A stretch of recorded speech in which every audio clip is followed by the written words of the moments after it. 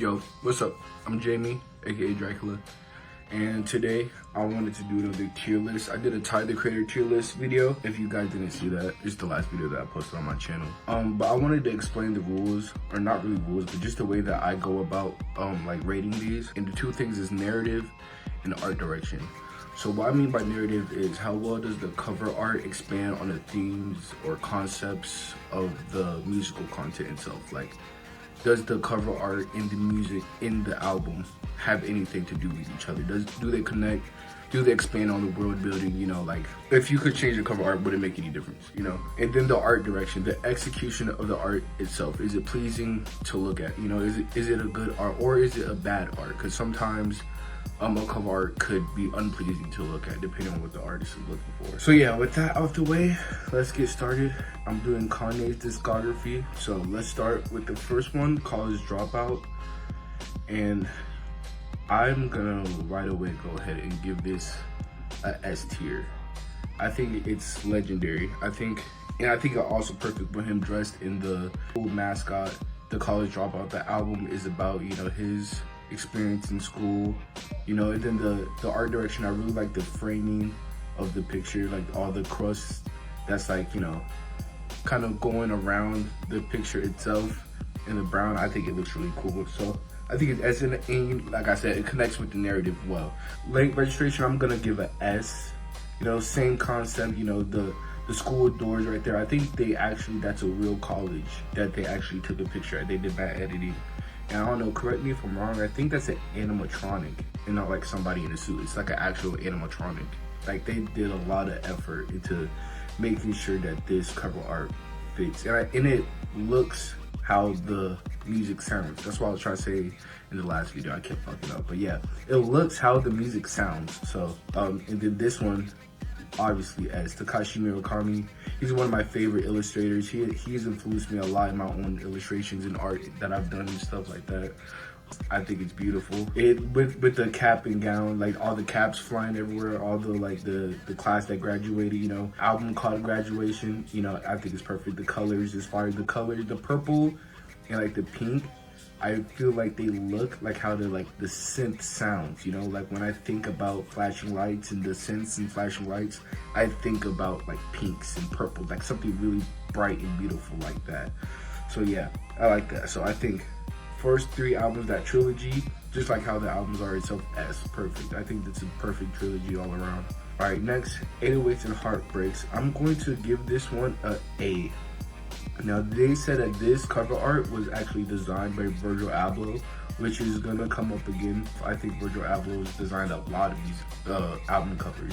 But yeah, this is like just a minimal, very minimal. Virgil Abloh is known for his minimal art, so it makes sense that it's just, you know, kind of void of anything kind of going on, which also makes sense in the album itself, you know, like it's a very minimal sonic album, you know. But there's not really a lot that's like telling you, like with the deflated heart, like that's like some good symbolism, you know, but it's not like really telling you exactly like the full narrative of it. So that's the only thing why I wouldn't call it an S or anything, you know, like, you know, like you know what I mean? Like it's just very minimal, but like the album itself. So I don't think it's a perfect album cover. I love it though. It's one of my favorite album covers, but I'm gonna give that an A. So next is Dark Fantasy. Dark Fantasy is next. Dark Fantasy, I'm going to also give an A. I think this is fire. I forget the name of the artist who made this one, but they made a lot of different iterations of this cover art. They're all really cool, and extra bonus points for getting the album cover censored. I think that's sick. You know what I mean? It's pretty punk, and everybody knows Kanye is punk. One of my favorite covers is him with his head cut off on the Power single cover. I think that's a really, really good, powerful cover, you know. Next after that would be Watch the Throne. Watch the Throne, I'm gonna give a B. It's good, it's legendary, it's a beautiful piece of art, but it's, you know, and it exudes the luxuriousness of the album itself. You know, this is a very luxurious album. So yeah, there's not really a lot going on. It's like once you get over the like gold, and it's like, oh, you know, it's kind of I mean, that in the Cruel Summer album, you know, like I'm gonna put the Cruel Summer album in an A instead of just a B, because I think the person in the middle of it makes it kind of a little bit more interesting. You know, kind of having a centerpiece right there makes it a little bit more interesting. But yeah, besides that, yeah, not super a lot to go off of besides the luxuriousness of it. You know, everybody knows that good music and Kanye and all them, they specialize in luxury rap. So I think it's good cover art. Jesus, I'm going to put this one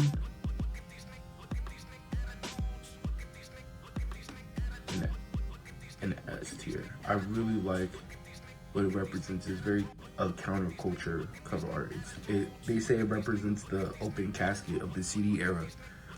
So if you think about that, everybody does streaming, you know, like you have to be just like a collector to like actually have CDs and physical stuff, you know. It's not a necessity like it used to be. So it represents the open casket, and I think that perfectly also represents the kind of industrial, crazy, and like open book, very vulnerable album that it is itself. You know, he's kind of just going off and telling everybody exactly how it feels, no filter. You know what I mean? Like the cover art, it's just the CD itself. Like he didn't try to package it in a pretty way. And when this, and this is gonna come up again, when this cover art first dropped, when this album first dropped, I was like kind of weirded out by it, but it's aged beautifully. And just like this one, I'm gonna put this one in the A, the Life of Pablo cover art. I think the Life of Pablo cover art, when it first dropped, I did not like it at all. When it first dropped, I was like, I don't know, it just felt lazy. It just looked like two pictures just plastered on each other text. Like that I could have made it, you know? And that's something that I'm like, if I could have made this, then why am I paying, or why am I, you know, going out of my way to really, oh my God, it's crazy. You know what I mean? Like if somebody like me could just, you know, make it. But then once I lived with the album a little bit more, once I started doing more hip to minimalism and that type of avant-garde stuff, the album cover started to age well, and it started to make a lot more sense, you know, what was going on and everything. So yeah, I think the A is fair.